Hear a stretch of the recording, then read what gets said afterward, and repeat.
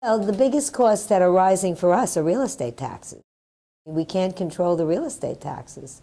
So the only thing we can do in a building of this size is to just keep it well maintained so we don't get into, very serious tension over capital expenditures, about over increasing maintenance, over projects that might be seen as being optional by some of the tenants or shareholders who have been here for many years and might have less financial comfort than some who have moved in. The real estate tax in this building has gone up 200% since 1999. And I would tell you that fuel has gone up 216%. And if I just take a couple items, fuel, labor, and tax, wipes out all our maintenance. Owners complain every day about the rising costs of co-op living. New taxes, new expenses, new requirements by the city. Yet is there anything they can do about it? Some experts say that costs on co-ops and condos are based on misconceptions, and that owners have more power to change things than they realize.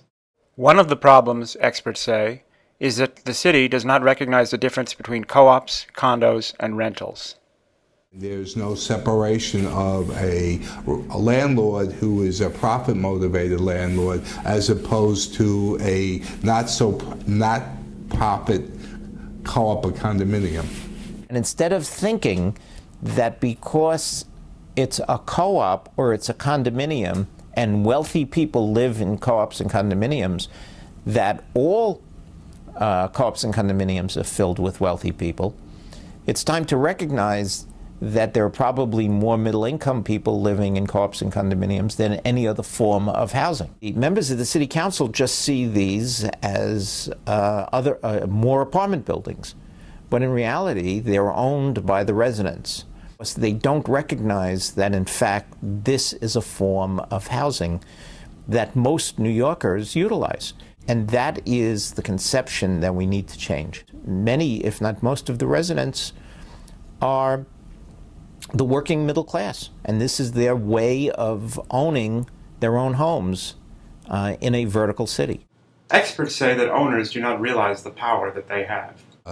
Unfortunately, in Queens and Brooklyn, the shareholders, unless there's some catastrophic situation, tend to be more passive.